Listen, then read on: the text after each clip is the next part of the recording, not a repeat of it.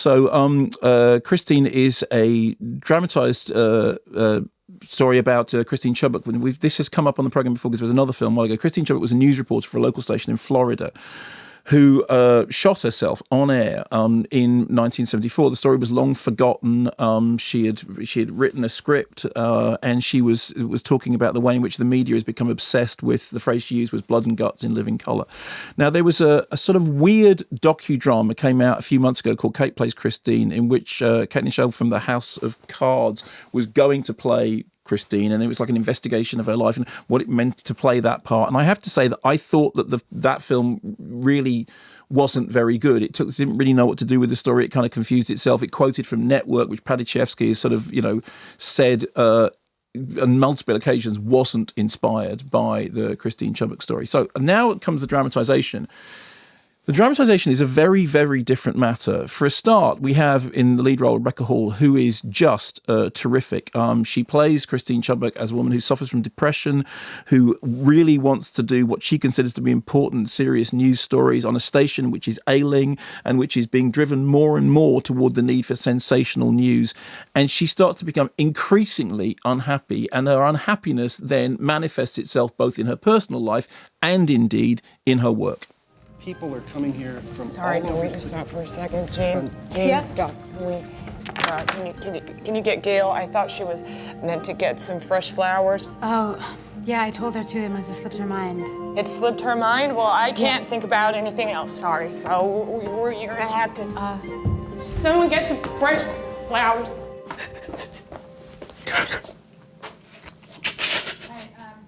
I'm sorry, sir. We're just gonna a little bit. I'm sorry.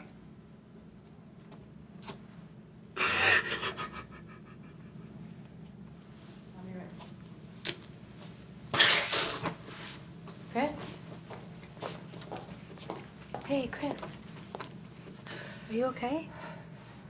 Yeah. Just summer allergies. Oh.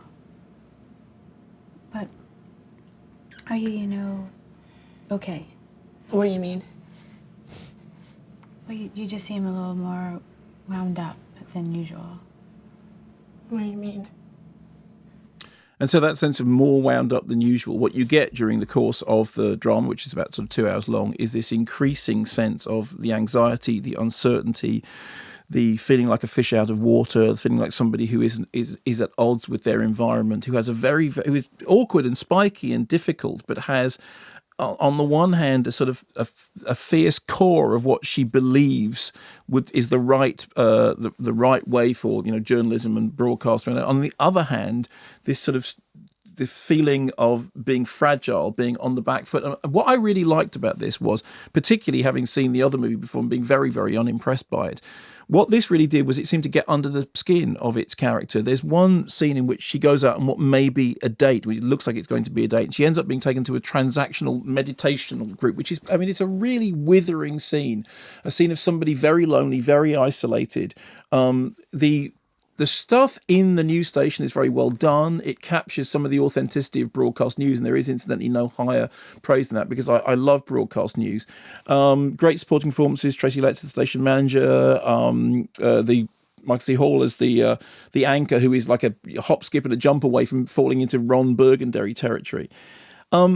But what it manages to do is to get that sense of sort of the run down quality of the station and the broadcast, and the idea of the broadcasting on the edge of the mainstream and everybody desiring to get into the mainstream, and the way to do it being something that she sort of fundamentally disagrees with. I think it's a heartbreaking film. I think most importantly, it is not exploitative, which is always a thing. In a way, that was the kind of the theme of the other film I mentioned was, is this exploitative to even talk about? And I thought this wasn't. And one of the key reasons was that I think Rebecca Hall's performance is so terrific.